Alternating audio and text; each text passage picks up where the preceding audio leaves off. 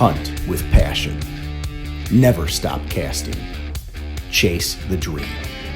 Welcome to Season 3 of Musky Mastery Outdoors, sponsored by Joe Bucher Outdoors, #1 in big game fish products. Hey guys, what is going on here? I am with the one and only, the legend, Michael Richardson here. It's Musky week.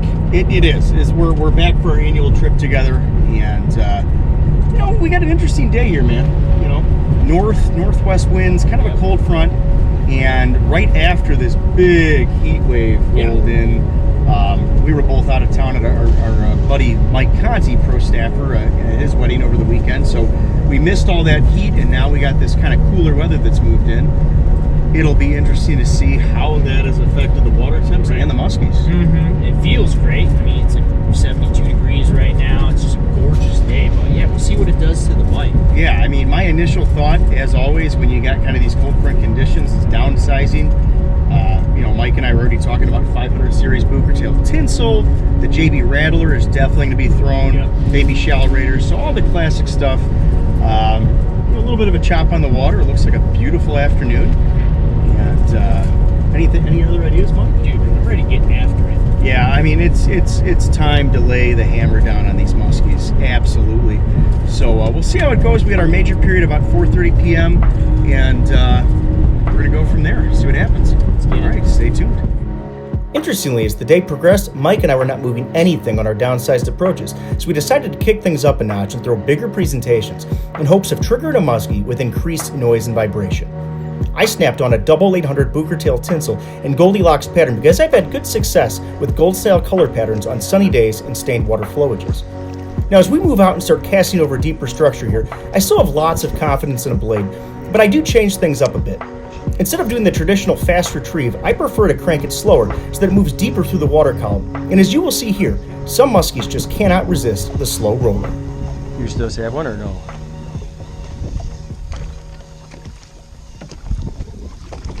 Got one, dude.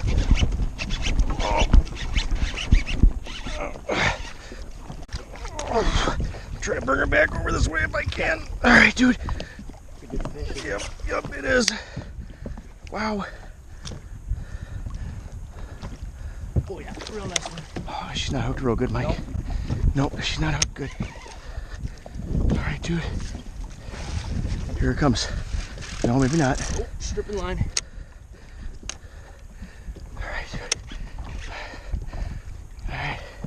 Here, just come to the other side. Yeah? I don't care. Lead her right in. Yes! Dude, great job, man. Yeah. Dude, that's a beauty, man. Nice fish. Dude, thanks, man. I was just like, I didn't know how well she was hooked. So I'm like, let's just get her in the bag. Yeah. Let her right in, man. Dude, thank you, Mike. Thank you so much, dude. Wow. That was awesome. Oh, dude, nice job on the net, man. Wow. It's a decent fish. I think she's probably a little over 40, man. I would say right around there. 41, 42. I just saw her back's pretty thick. Dude, she's off. She was not hooked good.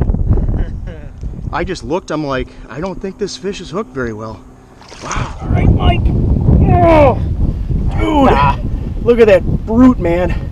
Windblown, deep structure. Dude, all about communication on this fish, man, right? Yeah, not hooked great. Just got to kind of talk between you and your net guy, and we made it happen. Got her in the net just in time. Beautiful muskie, dude. Let's get her back. Wow. Gorgeous fish. All right.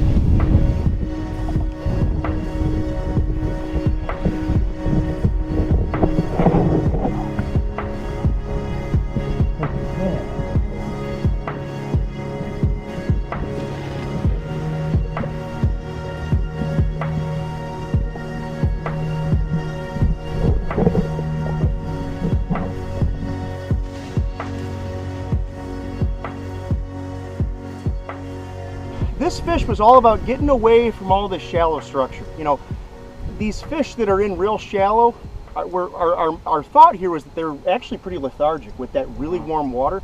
So you're going to see Mike and I here, you know, a lot this season when we get these kind of, you know, post-warming trends. We're going to fish deeper. And the thing is, we're fishing deep water. We're out over 12 to 15 feet fishing deep rocks and cribs. But the thing is, right, Mike, you don't need deep running lures when you're fishing deep necessarily all the time. Right. I mean, a lot of times these fish are you know, higher up in the water column. They're sitting in the thermocline. So, you know, we're running 7-inch I mean, shallow you've raters. got two really shallow running baits. You got, you know, straight model 7-inch shallow rater and a double-8 Bucktails tinsel ears. They're twin 800 Goldilocks pattern, which we've done real well on in these sunny days. And again, this is over deep water, guys, but you always got to remember, you know, you take a look at your boat. If you get an 18 or 20-foot boat, to get from the engine to the bow, it's a kick of a tail for these muskies. And you know, when they're hot on blades, you can still throw them over deep water and get fish. Yeah. And how about, we got to talk, Mike, communication.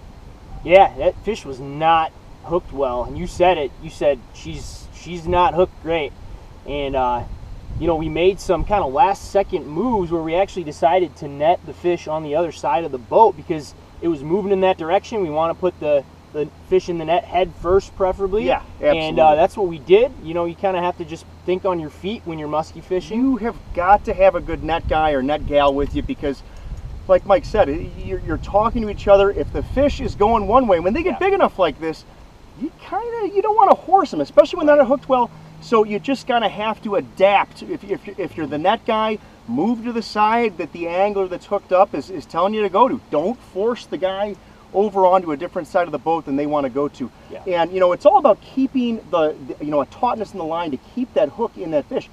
Once Mike slipped the net under that muskie, I mean, she was 2 or 3 head shakes and old Goldilocks was off. Yeah. You know, so being quick and efficient with that net is just critical to getting these muskies in.